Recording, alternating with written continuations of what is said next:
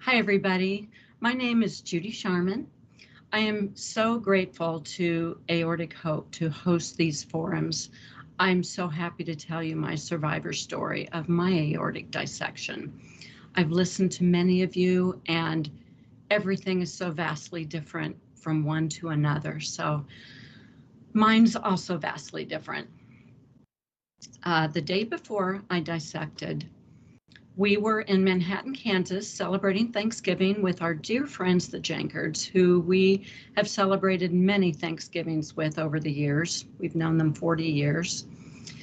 And we just had the most spectacular day. I felt fantastic. We ate good food, had love in the room. It was fantastic. Came home that night, and the next morning, I got up and I was super excited because I had made the decision to walk the Camino de Santiago, the French way. And this was my next challenge. I was all over it. I had read so many things about it, and I was sitting at my desk putting the last touches on my itinerary. And then the next thing was to book plane flights. I had a good friend recently walk it, and it just really flipped my switch. So I was going to do this. So I was sitting at my desk working on the computer on my spreadsheet, and pain like none other hit me like a ton of bricks, and very, very quickly. It was severe pain in my jaws, equally on both sides, my chest and my back. I'd never felt anything like it in my life. I mean, 0 to 100 pain in like a nanosecond. So I called to Larry. Oh, I'm sorry. This is my husband, Larry. This is just as much his story as mine. He was right there the whole time. I called him and I said, you need to take me to the ER right now, please, right now.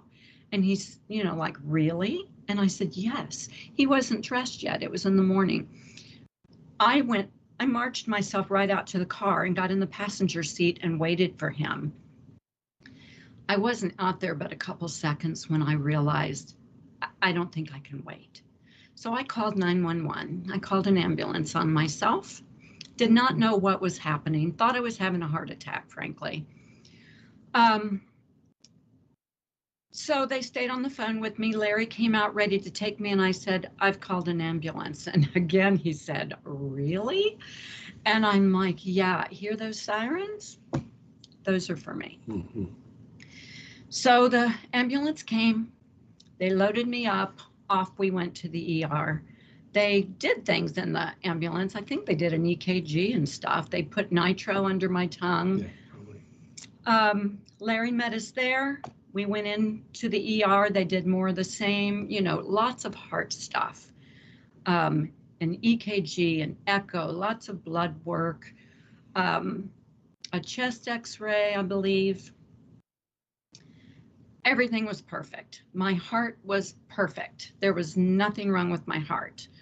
Okay, well, there's something wrong with me, but, one guy told me I was having a panic attack. It was it was a Hail Mary, I think. But anyway, I said, well, I've never had a panic attack, so I don't think so. So the cardiologist came in and decided to keep me overnight to do a stress test the next morning. Okay. So yeah, I'd like to get to the bottom of this. So I happily stayed, got up, had the stress test. It was awful. It was a chemical stress test. I'd never had one. Please put me on a treadmill. I know a treadmill. I did not know this. Anyway, I vomited through the whole thing. It was very unpleasant, but all was well. I passed, or whatever you do with a stress test. All was well. So they sent me home. Yeah. Nothing was wrong with me. They sent me home, and I'm like, okay, well, something's wrong with me. So I made an appointment with my primary care doc, Dr. Wong, to start investigating some other things. So that was, let's see, I went in to see her on December 5th. So on December 5th, I went in and she was so happy they had ruled out heart. They had, ruled out the bad thing, the heart. So let's investigate some other things. So the next day I had an upper GI because my esophagus might be spasming or I had acid reflux, not really sure, but had an upper GI. Well, while I was in that office, the PA or nurse practitioner, I'm not sure which, I think it was a PA, spent an extraordinary amount of time with me, like 30 to 45 minutes, just talking. And I told her everything that had happened to me the few days before and told her, my story as I knew it up to then. And I ended with, and I said this so many times, something is wrong with me. Please find it. Well, as you all know, the upper GI produced nothing. There was nothing wrong with my anything, nothing wrong. So, okay. So a couple days later, I went for an ultrasound of all of my organs to see, about my gallbladder and pancreas and all that. So again, I said to the ultrasound tech who listened politely, I said, something's wrong with me. Please find it, So nothing was found. Everything was great, perfect. Nothing was wrong. Okay, so that was December 11th. So I just thought, I'm just going to go on with my life, right? I mean, What could I do? I'm just going to go on with my life. And But you weren't right. No, our grandchildren were in California expecting us for Christmas. And I had already warned my daughter, something's happening with me. I don't know if we're going to be able to come. We decided to go. Nothing was wrong with me. So we went. 4 airplanes up and down, hard travel to this particular location in California, but we got there. We were there for 10 days and I did not feel well the entire time I was there. 12 hours a day. Yeah, I slept 12 hours a night.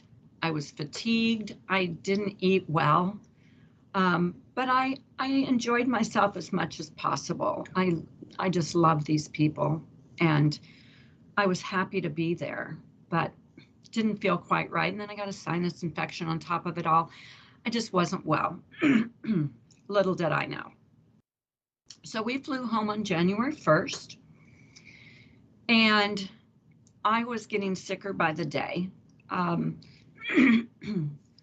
I had extreme fatigue, and I've run 15 marathons, multiple half marathons, 30 or some odd. I could not walk from my family room to my kitchen without sitting down to rest. I was just very fatigued. Nighttime was, I cried before bed because I didn't want to go to bed because it was going to be awful. I had night sweats so badly. I would wake up absolutely sweating profusely, soaked through my nightgown, and it was winter, so I'm freezing. Yeah.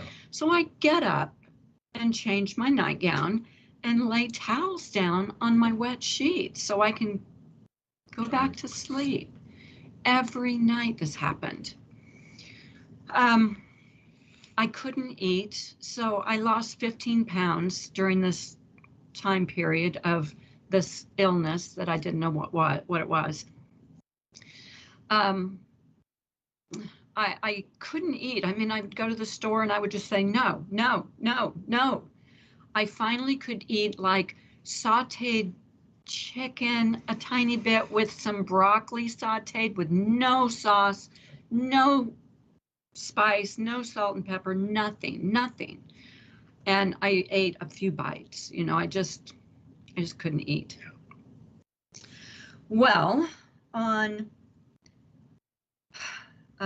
this was all frustrating for both of us because I have a little bit of a biological sciences background. I'm trying to figure out what's wrong as well. Can't come up with anything. Oh, everyone is. All my friends and my daughter, my son. Everyone's trying to figure out what's wrong with me. On the 6th of January at 2 in the morning, I dissected again. I didn't know what was happening, but I do now. But I dissected again. I had gotten up at 2 in the morning. I just wasn't feeling well. And I walked into the couch and I sat down and it hit me 100 times worse than the first time. Severe pain in my jaws and chest and back. And I thought, oh, not again. Well, I had just gotten out of bed, so I had to go to the bathroom. So I'm having an aortic dissection, but I got to go to the bathroom.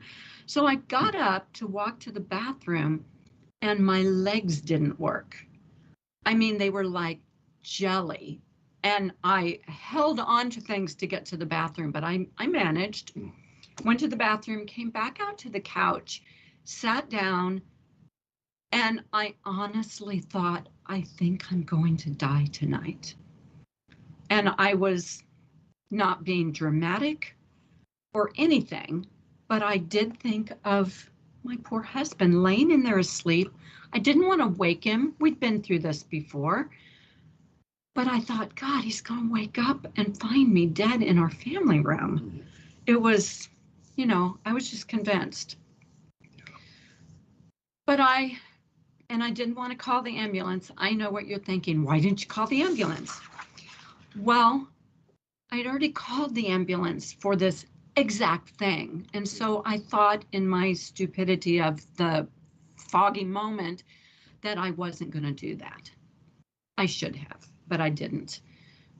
So I suffered through the night, tried to get comfortable, could not, woke up. He woke up, came out. I told him what had happened. I suffered all day. I had an appointment with my primary care the next day. So I thought, okay, if I just need to, make it to there. But I'm calling their office, practically begging for pain medication because I had nothing. But they couldn't prescribe that over the phone. So I cried over that. And then that night I called an after hours doctor thinking maybe I could get, something. And he prescribed some sort of muscle relaxer for my esophagus, I guess, but it kind of helped. So I was, I was okay. I could have it. Yeah, I was happy to have it. So the next day I said to Larry, let's write down all of my symptoms on a piece of paper. Yep. So he was, the note taker, yep. And we just started spilling all the things that we had gone through over the last 6 weeks, including the recent horribleness of the night before of January 6th. And we went into the doctor. This was January 7th. We went into the doctor and I walked in and I sat down and I said, Dr. Wong, something's wrong with me. I got to go over my symptoms with you. So I went over everything one by one, and she was completely alarmed, but not only by my symptoms, but she told me after the fact, she said, you were absolutely gray. You were gray in color. So she said, I knew something was terribly wrong. And I said, after I went through everything, I said, Dr. Wong, something is wrong with me. Can we please get a CT? Yes, absolutely. So she gave me the number to call for the CT appointment. And we went out to the car and I called from the car. And the imaging place said, but yeah, our next available appointment is a week from Thursday. That would have been like 10 days from now. And I just said, oh, I said, I don't think I have that kind of time. I didn't really know what was wrong with me, but I didn't think I would live to make that appointment. But she said, I'm so sorry. It's our next available appointment. Okay. I made the appointment. I hung up. I called back into the office and talked to Stacy, and she said, I'll get you an appointment. Just give me a second. So she calls me back and she said, how does tomorrow morning at 8:30 grab you? And I said, yes, thank you. So I happily had a CT appointment the next morning. So I got up the next morning, went in for my CT. Drove yourself. Drove myself. Yep. I guess I had recovered a little bit. You know, I wasn't in extreme pain. Drove myself, got the CT, came home. I had no sooner walked through the door than Dr. Wong was calling me. And she was trying her best to sound calm, but there was nothing calm about it. And she said, Judy, you have an aortic dissection. You need to go to the ER right now. No delay. Have Larry drive you to the ER right now. This accounts for everything you've been experiencing over the last 6 weeks. I'm like, really? We said that a lot. And so I hung up, and she told me later in my follow-ups, she said, I thought, okay, I'm calling an ambulance. No, I know Larry will take her right now. So she was confident in him. So she let us take ourselves. So we got in the car immediately and started driving, and I called my kids. You know, I told them what I knew, which was not much, but this is what we're doing. And I called my best friend in Manhattan. I called my best friend in Lincoln. I called my stepmom. I called a couple of people. I didn't have a lot of time. Yeah. In the meantime, the doctor's office calls my phone. And this is the cutest part of the story. One of the nurses, Kendra, calls and says, oh, hi. I just wanted to make sure you were on your way. Okay, bye-bye. You know, it was just so comical. It's so comical to me now. Since all this has happened to me, I've done research on this. And I now realize they were afraid I wouldn't make it to the operating table. I didn't know that then, but I know that now. And anyway, we get to the ER and we walk in, and it's kind of bustling. There are lots of people there. And I walk up to the desk and I said, my name is Judy Scharmann. And a guy immediately turns around and says, you're Judy Scharmann? I said, yes. He said, come with me. So I went to the front of the line and I just went on back, still kind of unaware of what was going to happen to me. And we got in there and they immediately wasted no time. You're going to have surgery. It's emergency surgery. We don't have time to, you know, do a whole lot. But the surgeon walked in and I'm in a gown and I'm wide-eyed as can be, I'm sure. Dr. Lance Bazina walked in, never met the man in my life, and he told me what was going to happen, that he was going to replace part of my aorta that had dissected with a graft, and he'll probably have to do some work on my valve.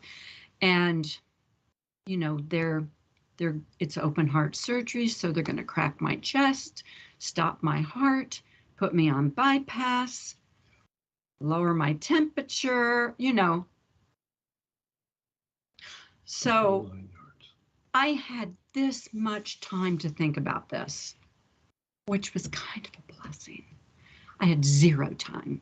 We are both like deer in the headlights. We don't know what is happening. Mm-hmm. But Dr. Bazina also said, I have to tell you, this is a very high-risk surgery, very risky surgery. There are no guarantees. There's a lot of things. Um, I knew I might not make it as soon as he said that. But then he said these words that I will never forget as long as I live.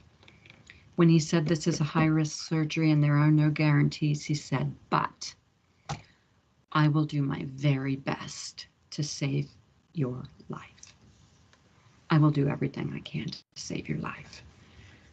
And I'm just like, okay, let's go. And he left, and Larry and I had to have words. Yeah. I said, honey, I might not make it through this surgery. You know, so we had our words of love. We had our words of, you know, love. You know, we've been married 40 years.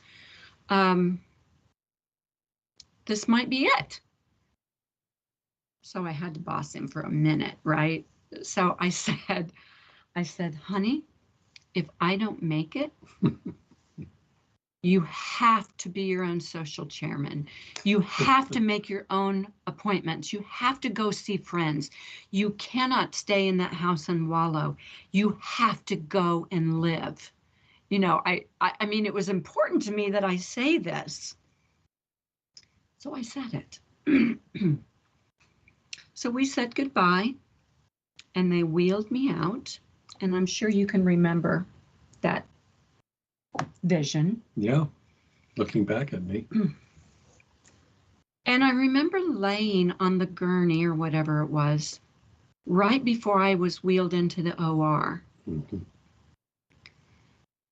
And I remember thinking, this might be my last thought. And I pondered that for a moment. And then I realized that I wasn't afraid. Oddly, I was not afraid. Again, I had no time to think about this, right? Mm-hmm. But I wasn't afraid to die. I wasn't afraid of this surgery. It was almost like I just gave myself over to these doctors that I just met.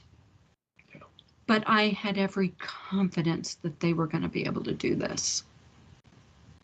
So I went in for this surgery. 5.5 to 6 hours mm-hmm. was what it took, which I don't know, to me seems like an eternity, especially for them sitting in the waiting room. I'm sure they kept him updated, but it had to be excruciating. You keep yourself updated. Yeah. And we had a dear friend, Neil, come and sit with Larry for a little while to keep him company, which I thought was super nice. I kind of lost track of all time on this day, but I know the surgery was like at noon, so it went to like 6, right? And then I'm sure I didn't just open my eyes and, you know, I'm sure I recovered for several hours. But I remember waking up and I was intubated. And I remember not liking that at all. But I remember my first thought, and my first thought was, I made it. I'm alive. So I went back to not liking the intubation, and I was in and out, I'm sure, for a while. And I think they extubated me around 10:30 p.m. That's about right. And then I could talk, and they had sent Larry home. Sitting there watching your wife for hours, you know, try and live is probably not the best thing to do. So they sent him home. So they called him for me at 10:30, and so I got to talk with him for a little while. And then we hung up, and I'm still fuzzy on this. I'm pretty sure it was on this night, right before I went to sleep for the night. I was laying in my bed, and my nurse was standing by my bed, and I looked up at him, and I said, would you help me get up and walk? And he said, it's only you that says this. He said, you want to walk? And I said, yeah.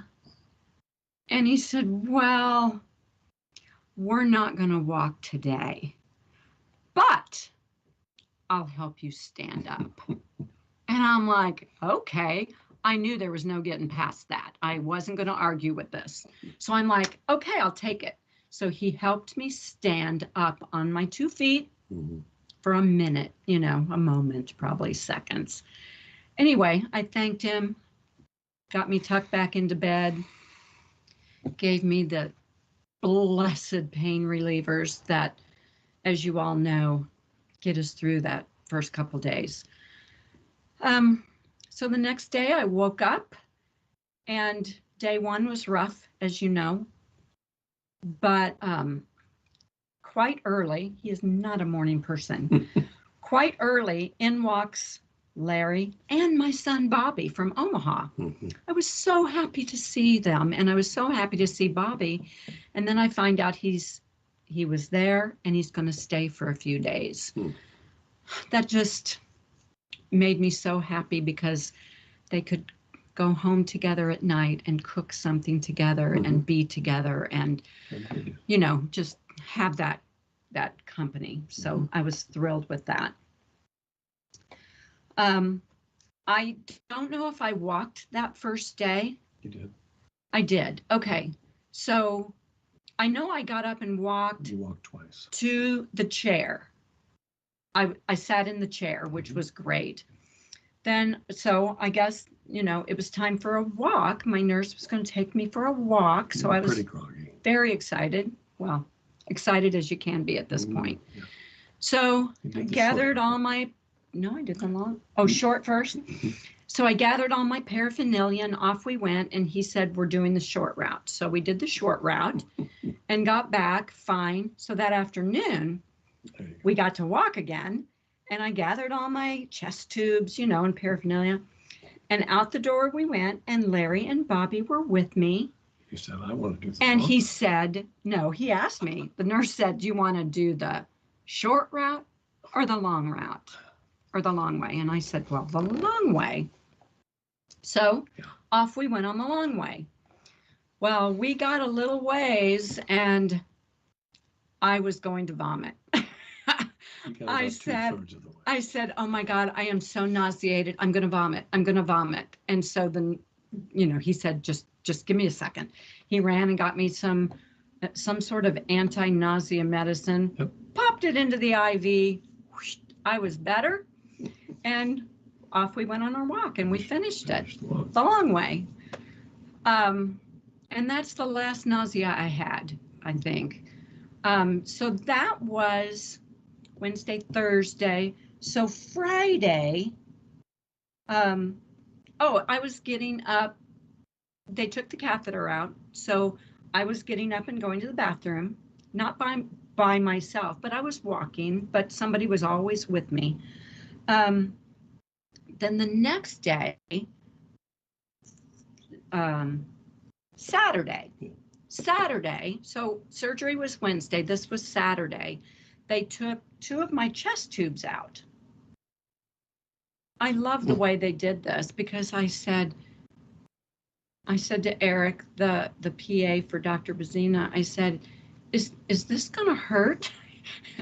And before I could think, he said, nope, I'm going to do both at once because I like you. And out they came. Two chest tubes came out, lickety split, and it didn't hurt. And I was just amazed. Anyway, I felt a little better. I spent all of that day walking. Then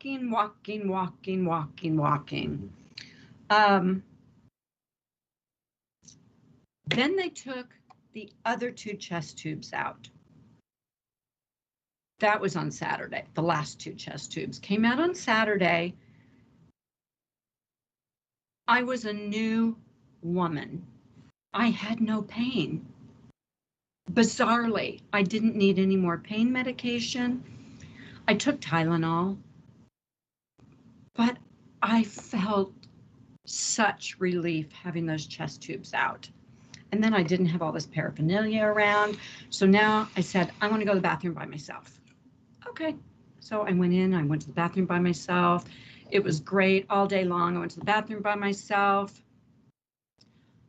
And on Sunday, 4 days, day 4, I got to go home. And I was so thrilled. They took out my central line and I got to fly the coop. Mm-hmm. I was supposed to be in there for a week. I'm very, very happy I recovered so quickly. I chalk it up to walking. Anyway. Well, you're an athlete. You were in good shape. I was in good shape before. I guess that helps. It helps. So we went home, and Larry had arranged, or I had arranged, all my friends came to the hospital, by the way, and we all took walks together. It was great. My primary care physician sent flowers to the hospital. I've never heard of such a thing, but she did, and I've got more to say about her a little later. We got home and we stopped and picked up a shower chair from a friend of ours. And I had already gotten that. Yes, you'd gotten that. And then a friend, I put out an SOS for a recliner. We didn't have a recliner. So one of my friends immediately said, I've got one. It's out at our house in Cortland. So Larry grabbed a friend of ours, Kenny. They drove to Cortland, got the recliner. So that was there for me. And I got home and I just spent, this is when he took over, right? I wasn't used to taking a lot of medication, so he just was in charge of that. So every morning and every night he would come with my medication. I didn't have to remember it, which I wouldn't have. Or which ones? Or which ones. Yeah, he remembered everything and took care of everything.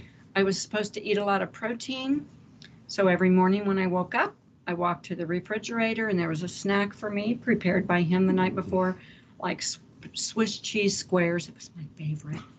And crackers and fruit. Mm-hmm. So I ate that and had my coffee. And I'd make you eggs. I couldn't have coffee all that 6 weeks when I was sick. I actually got off of coffee because it made me, it was just repulsive to me, like all other food. Mm-hmm. Anyway, now I enjoyed coffee, so I had my coffee. All was well, except for sleeping in the recliner. I could not do it. I did it for 3 nights, and I was like, okay, no, we got to do something else. So I asked my doctor if I could sleep in a bed down a whole flight of stairs. And they said, yeah. So we had a Tempur-Pedic downstairs in the guest room that had the head that raised up and down. Mm-hmm. So I went down there and we got it all figured out. We raised it to just the right place. I had trouble moving, but I got into bed and we put 2 big pillows on either side, a pillow under my knees. I slept like a baby, like 8 hours every night. She was in this position. She was in her cocoon. Yeah, I was in my cocoon, but I could sleep, and it was the most joyous thing because I had suffered so much. I don't know if anybody else had nightmares, but I did, only for a few nights, and it was downstairs in my cocoon, but I would have nightmares, and it always involved someone breaking into our house and cutting me with sharp objects. I guess we don't have to go to a dream, weaver to figure that one out.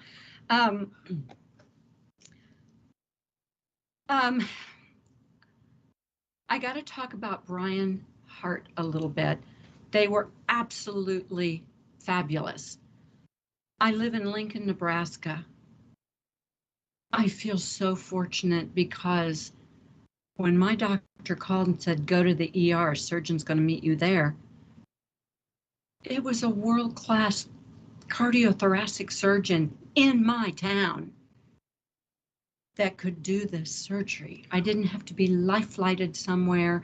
I didn't have to drive a long distance because frankly, I might not have made it. Yeah. So I feel really lucky to have that team of doctors in this town. all the nurses that I had in the ICU, and even when I got out of the ICU, they were such professionals and they took such care of me. I was so impressed with them and thankful for them.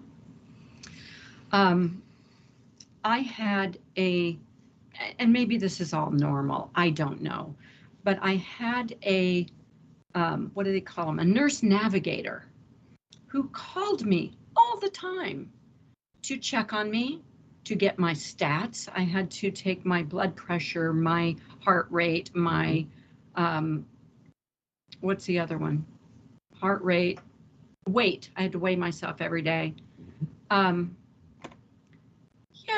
and she interfaced with my doctors, and it was just fabulous. How many glasses of water? It was just fabulous. Oh yeah, I had a water restriction, but that's neither. Yeah, I mean, that's normal. I got to talk about cardiac rehab.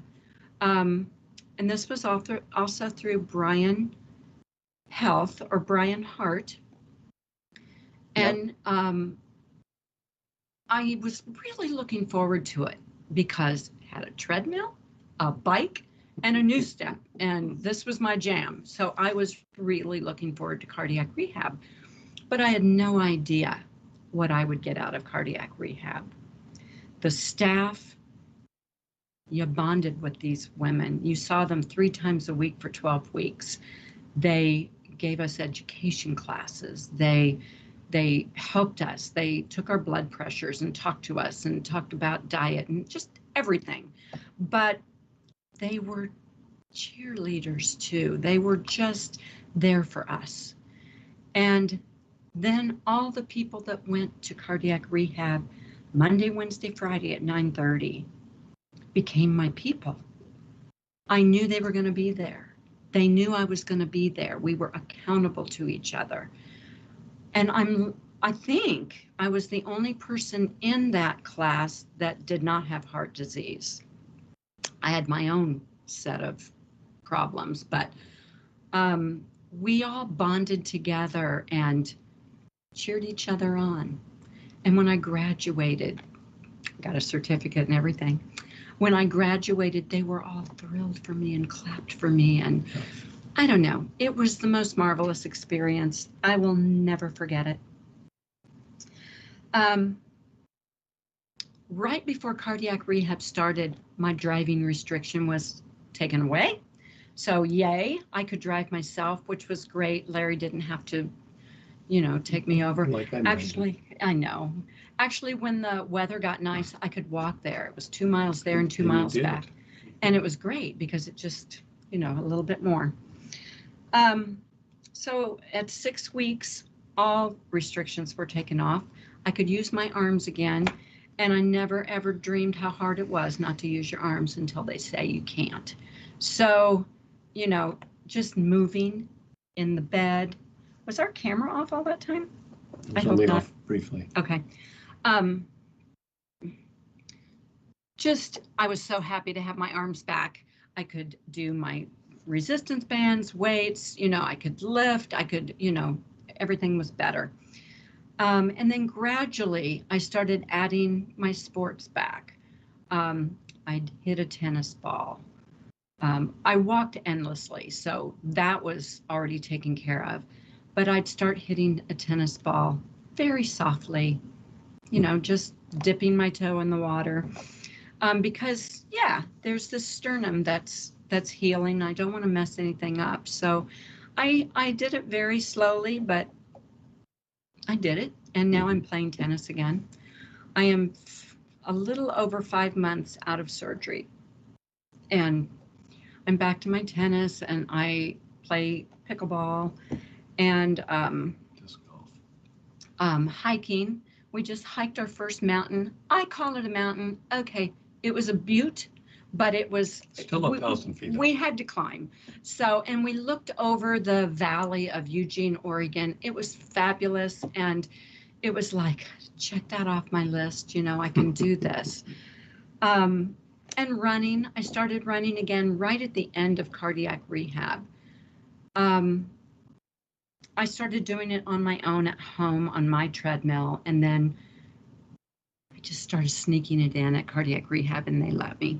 The last thing that I started doing again that I love to do was disc golf. My kids got Larry and I into disc golf, and we really love it. But I was really afraid to do that motion. So I finally did it, and it didn't hurt, not even a little. So I was thrilled with that. Now we're playing 5 days a week. So I'm just really happy at how quickly I recovered. I had a lot of people in my corner helping me. Before I close, I've got to talk about my doctors for just a second, my healthcare professionals that were absolutely top-notch.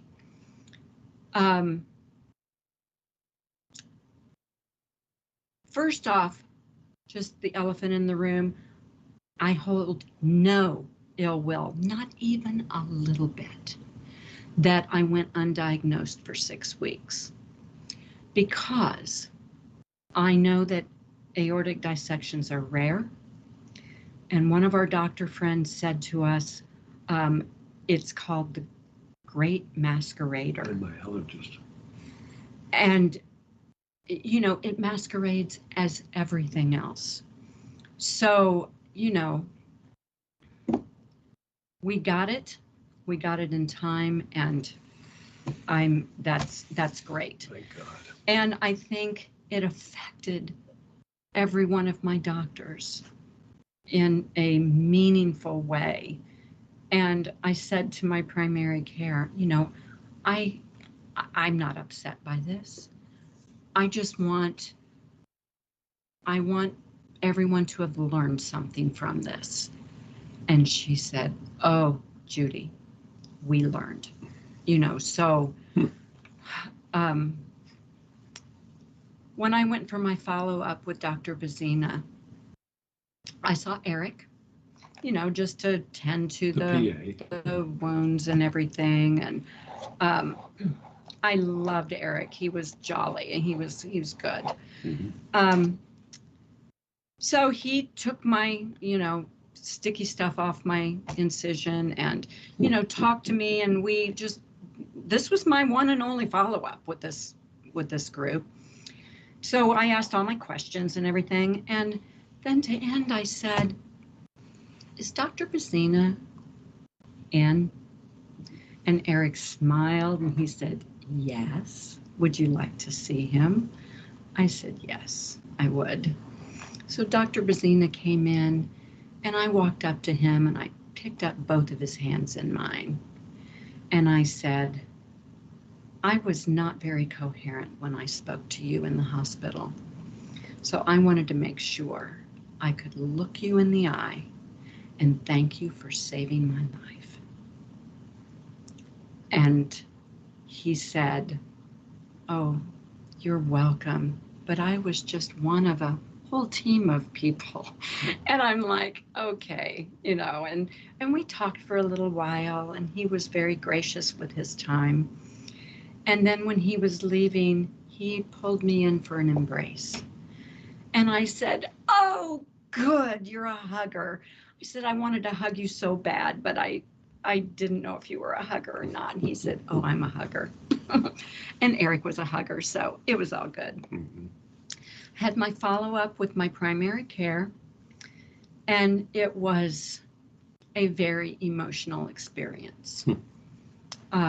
Dr. Wong walked in, and we embraced, and I cried, and she cried, probably because I cried.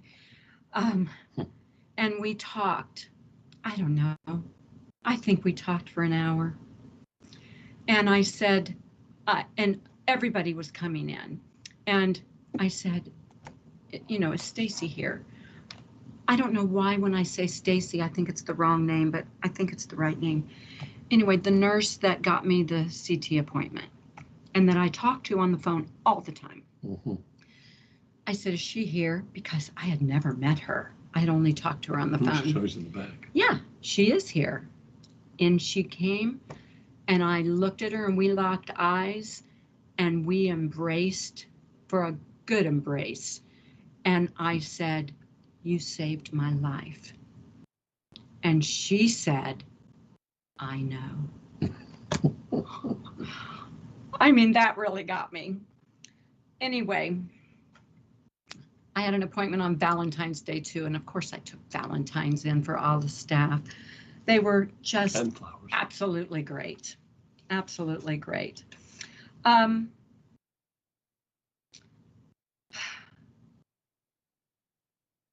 about to close, but I have to say, and this is important for me to say because I truly feel it, I think I'm to the point now where I can say this terrible thing didn't happen to me, it happened for me. And I can say that because of all the things that happened, all the good in people that happened. On the day of my surgery, I forgot this. My daughter, who's in California, cried through the whole day while I'm in surgery. And finally they said, go home. She teaches high school English.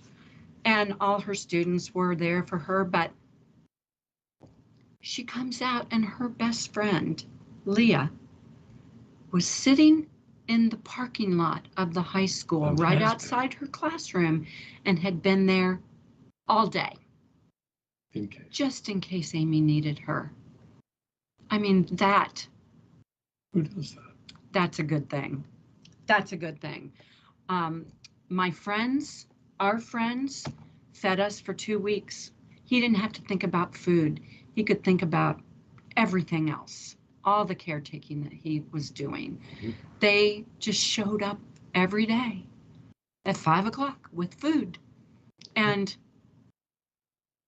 it was, I'll never forget it as long as I live. I do find it amazing how the absolute worst thing that can happen to somebody turns out to be the absolute best thing that can happen to somebody somehow. And I'm grateful every day. I'm grateful every day. And with that, I will say thank you for listening. And this has helped me more than you know, just to be able to tell my story. That is my story. You tell a beautiful story, Judy. Oh, thank you. Right away, we're going to say hi to the people in chat. We've got Velda, Tom, and Mike, and Molly. Mike says, thank you very much to share your story. Velda says, you have a fabulous story, Judy. Thank you. Yeah, I have some questions. Okay. So typically I go through prescriptions with people as they first get out. Mm-hmm. Well, I am on metoprolol twice a day. Is that what you mean? You want to know? Mm-hmm. Yeah. Metoprolol twice a day. Losartan once a day in the morning, and atorvastatin once a day at night. And baby aspirin. And a baby aspirin. Okay. And you were athletic. You didn't have any medications before this. You took nothing. No, I took losartan. Okay. And I think I had just started on atorvastatin, like really recent. And it's a low dose. Yeah. Very low dose. But yeah, I took very little. But I'm happy to take whatever I'm taking. Mm-hmm. For sure. For sure. Vitamins and vitamin C and blah, blah, blah. Yeah. That's great. So you started walking on the second day. Right? Yes. And go ahead. Yeah. Yeah. Or day one. What depends on if you call day 0 surgery day. Yes. I started walking on day 1. Yeah. Day 1. Right.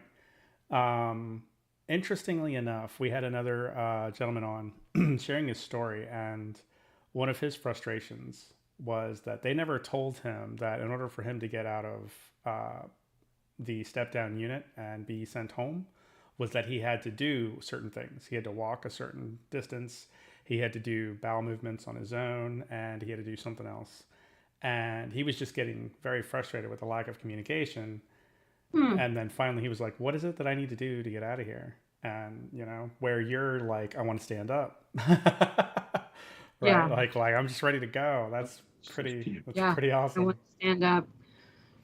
So you don't remember having any weird dreams while you were there in the hospital at all? No. Nothing. No. You are I a trooper. did cry.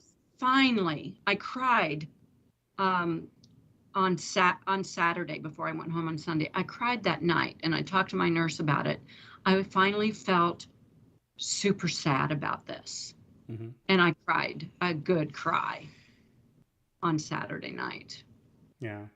It just kind of all overcame me. Yeah. Yeah. But this is after the win, right? Yes. Yes, sir. So the night sweats. This is before you get in there. You couldn't eat. You lost 15 pounds, and I put a little star a little bit later in my notes here. You said you couldn't drink coffee for 6 weeks. Right? I tried because I've drank coffees. Her esophagus. Well, no, it wasn't irritating. I couldn't stomach the thought of drinking coffee.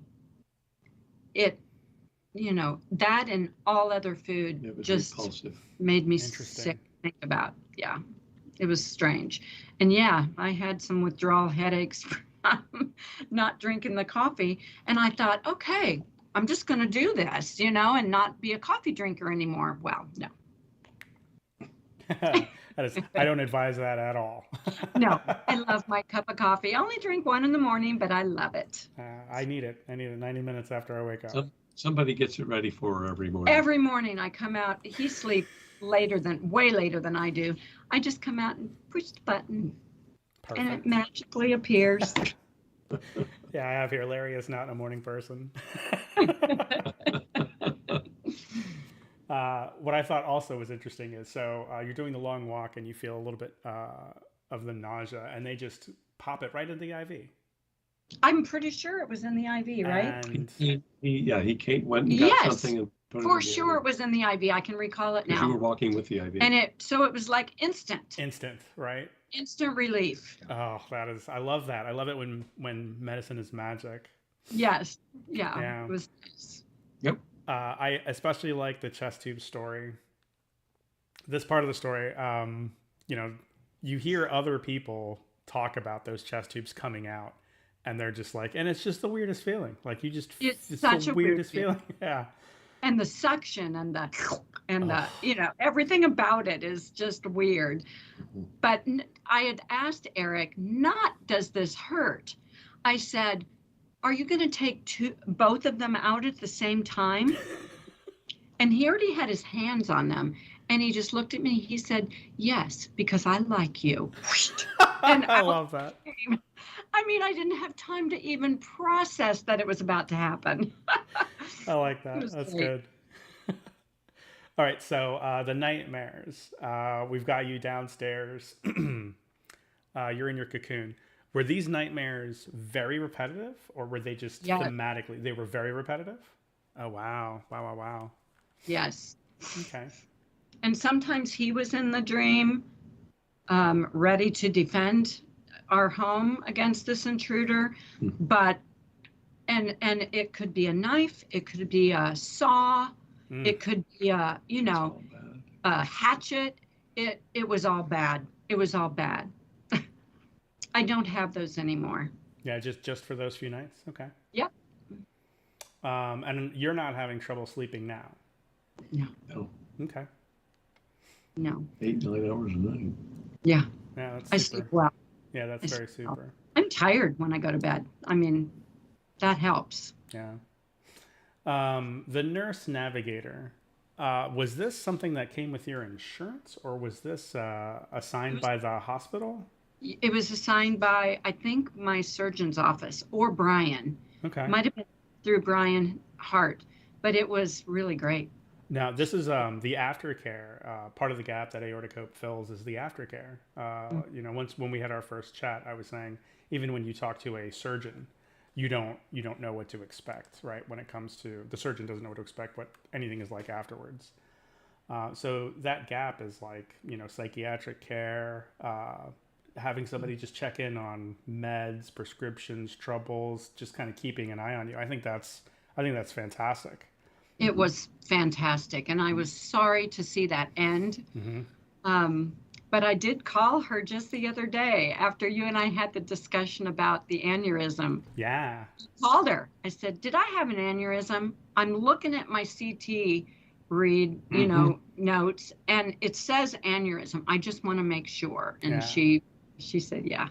How big? Do you remember what it said in there? 4 something. Okay. Centimeters? I don't know. 4 point whatever measurement that is.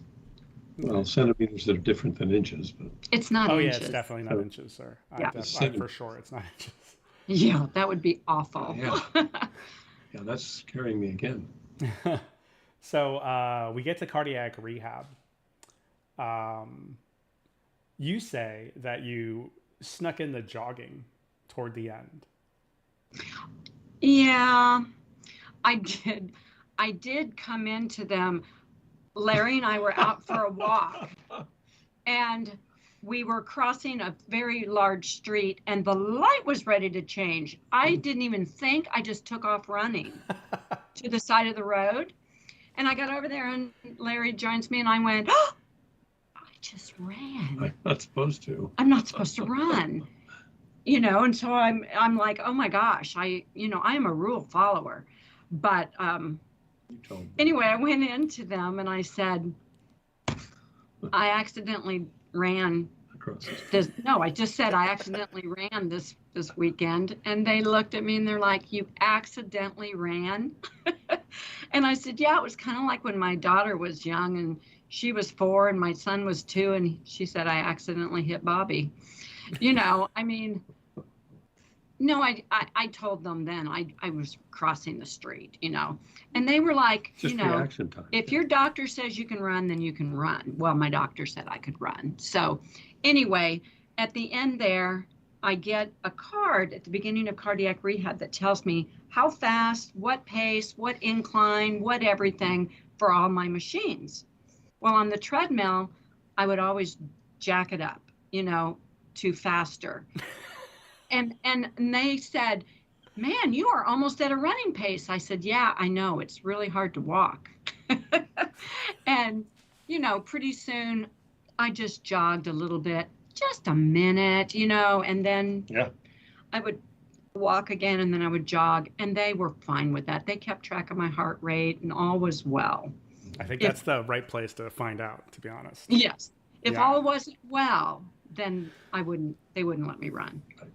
Now I love this recovery. It's crazy.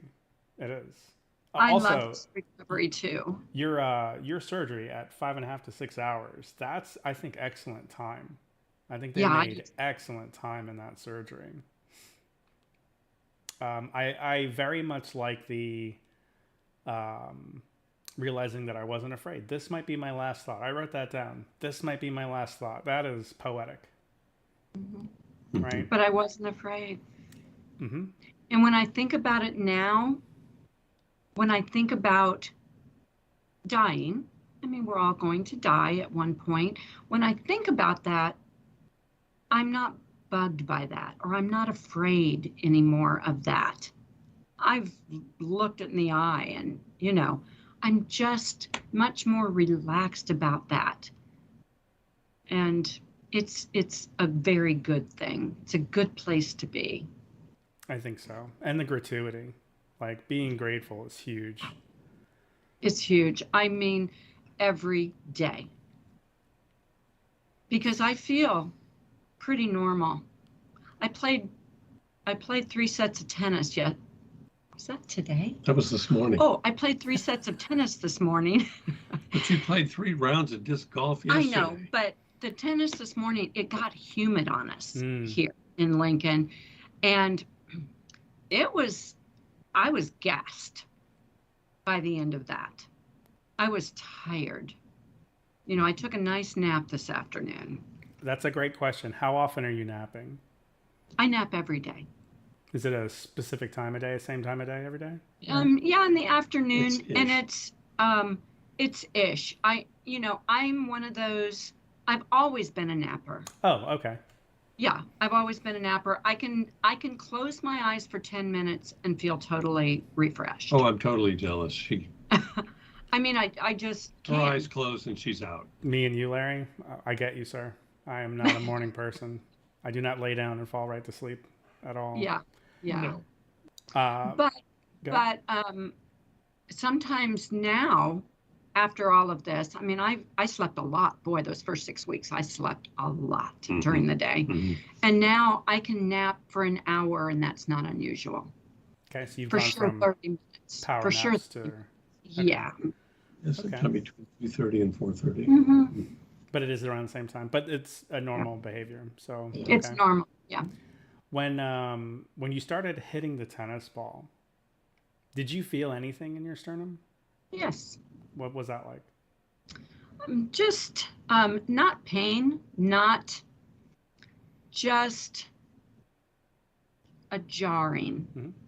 a little bit jarring. Mm-hmm.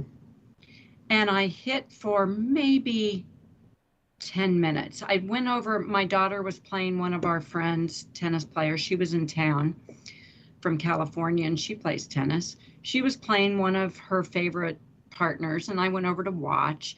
And then after they were done, they're like, get on out here. So I grabbed one of Harita's rackets and I hit for about 10 minutes and it was good. Hmm. And then I went to the pro at our tennis facility and I said, Taylor, I know you're extremely busy. He knew what had happened to me. I know you're so busy, but do you have any time for a private? He said, I will make time. So he made time. I've had 2 privates with him, helped tremendously. It was just being with somebody that I trusted to hit with, even, that, I don't know, it just kind of got me over the hump. Yeah. And then I played my first fun match, and then I played my next full match. And then, I still cannot yet serve. I Overhand. cannot serve. I can't do that yet. I will get there. So I serve underhand, drives everybody crazy. Hence pickleball, right? And pickleball. Pickleball is just fun. Yeah.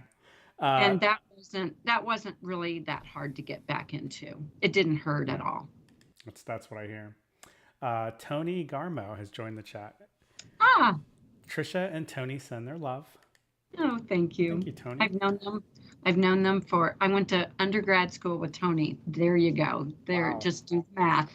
Lifelong friends. Yes. Let's see here. Disc golf. So you're saying that you were worried about the throw. I was. How, like, was it the first throw was fine, or did you work your way First up to throw it? was fine. Okay. First throw was fine.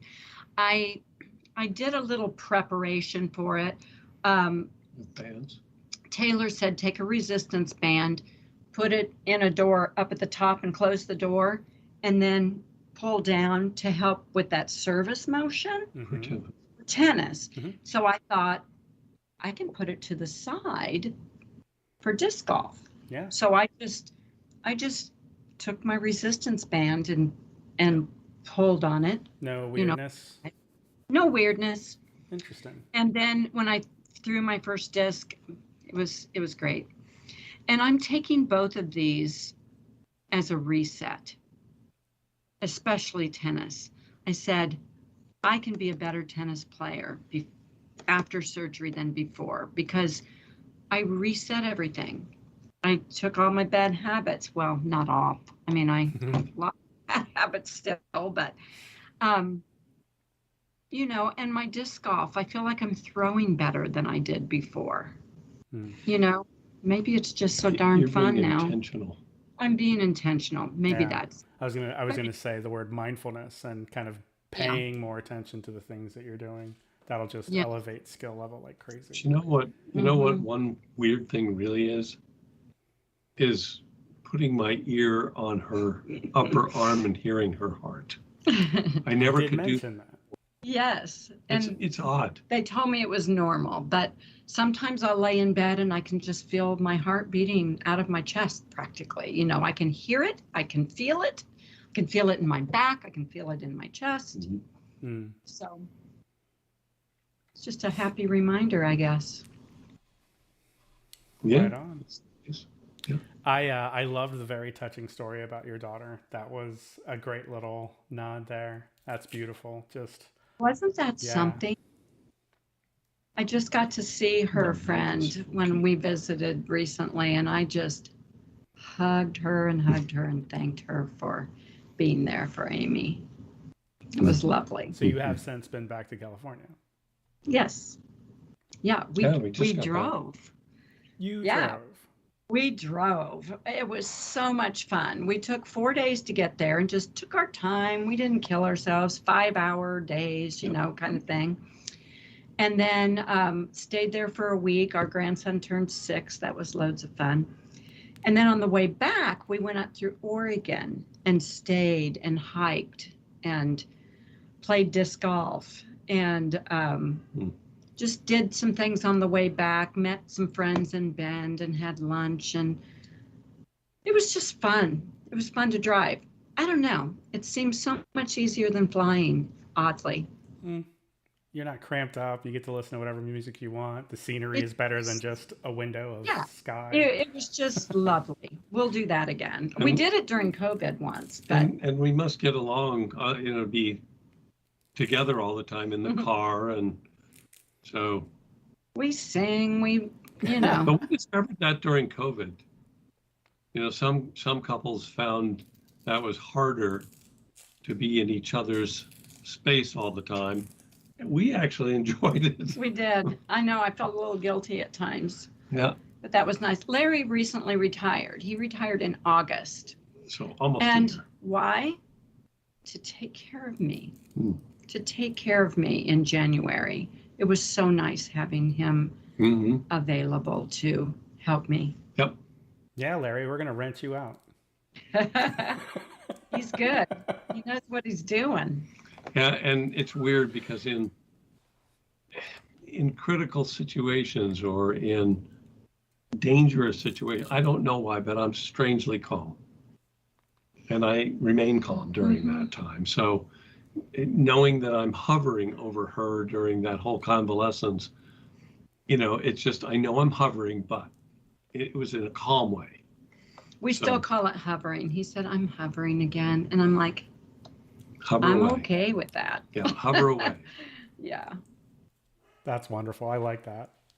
I like that a lot. So what are your plans for the summer?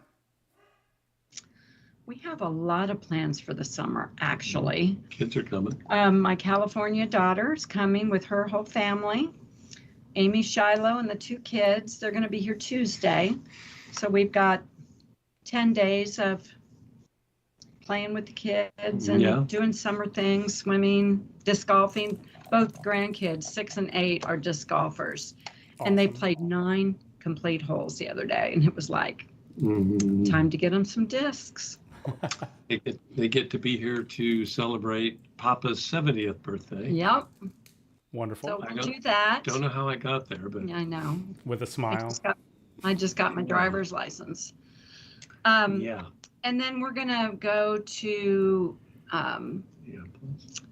Kansas City. We're big Royals fans, so we're gonna go there for a weekend and go to a game. He's a Mets fan. I'm a Royals fan. Well, we're both. We're both fans.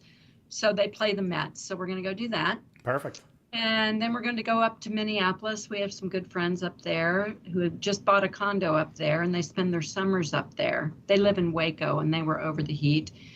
So we'll go do that for a week, and then off to Chicago for a week on the train.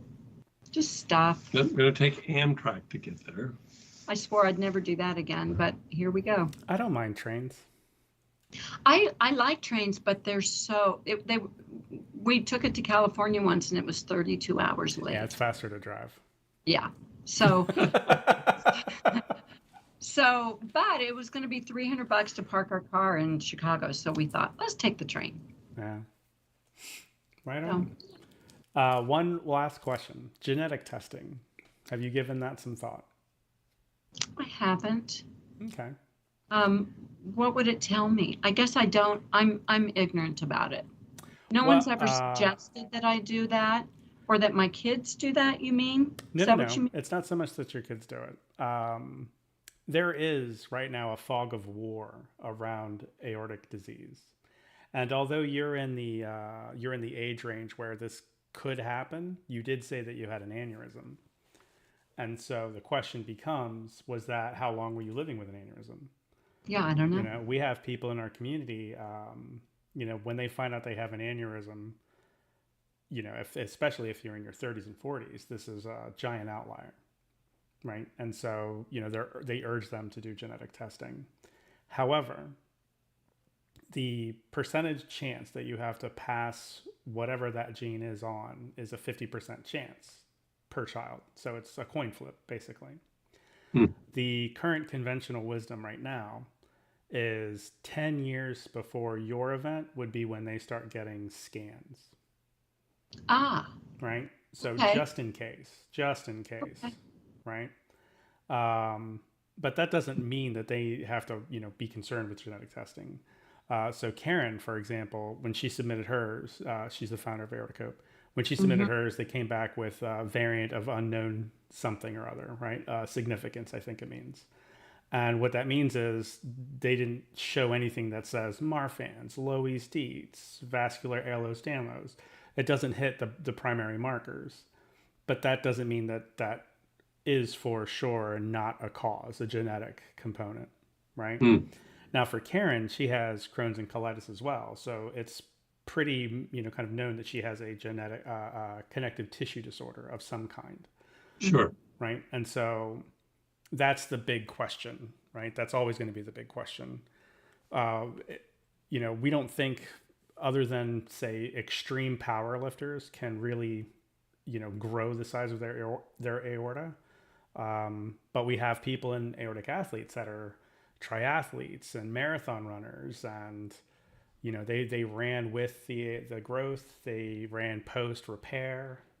They keep track of these things. Those people are amazing. I think it's a community you will find very, very welcoming for your lifestyle. I'm really happy to have just joined. Wonderful. Yeah. But again, these are, the biggest difference between the people that have a known connective tissue disorder and those that don't is what, we're trying to get that data from, right? So the John Ritter Research Foundation in Houston, Texas, they will keep it anonymous. They won't share that information with anybody but you, right? And they'll send you, I think, a cheek swab. You just kind of send it in and wait for something.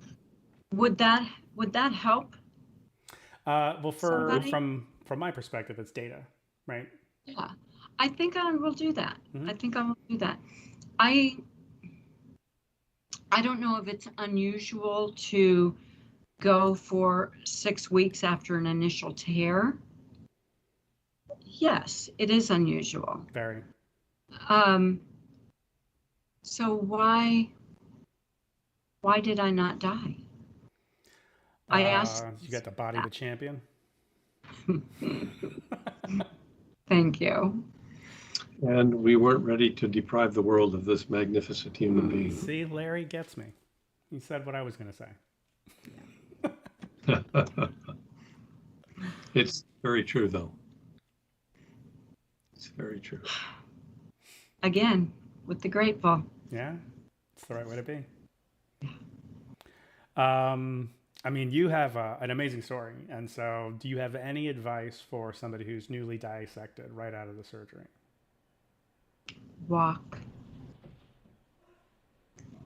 Do something physical, that you are capable of doing. Yeah. But walking is. I think walking, not just for this, I think walking is the medicine of medicines. So that would be my advice. And I don't know, be grateful. Be grateful to have made it, and do everything you can to get back to the life that you had before. Yeah. That was my goal from day one after surgery, Yeah. was to get back to my life that I had before. Yeah. Yeah. That's wonderful. Yeah. Christina, thank you. She says, thank you for sharing your story. Christina is one of our longtime subscribers and supporters. She's a wonderful lady. She says, it wasn't your time yet. Thank you, Christina. Yeah. Do you want to tell these nice people to like and subscribe? Like and subscribe Aortic Hope on YouTube and on Facebook. And we're also on X, formerly Twitter, LinkedIn, any ways you can find us. Yeah. There's a lot of stuff on there, a lot of good information. Agreed. A lot of wonderful stories. And for those of you that are listening or future listeners, don't forget, we did just release Aortic Disease, the Patient Guide. So for those of you that are living in the watch and wait area, it's a good thing to pick up. It's got a lot of data points. This was written by patients for patients. Do you know how I got acquainted with the Aortic Hope? I don't think you told me, no. I was on Reddit. Go and on. I just put in aortic dissection just to see what was, I was desperate for company in this. I didn't know about this, and I typed, somebody said, tell me about your aortic dissection. And so I put my story, I typed, a shortened version of my story in there. And he said, that's amazing. You need to be hooked up with Aortic Hope. And sent me in this direction. This is a weird story for me to hear. I tried to create the Aortic Hope subreddit and they turned it down. Wow. Yeah, Reddit said that it was considered spam. Oh, wow. And I was like, that's phenomenal. Thanks, Reddit. There's so many things on there. I know. It's weird. The world's weird. The world's weird. I found it interesting seeing all the physicians on there, beating themselves up. I missed something. I didn't catch that. And everybody's like, hey, this is not an easy call. Right on. I'm going to have to go in there and see if I can find that and Interesting. Put a little heart somewhere on there.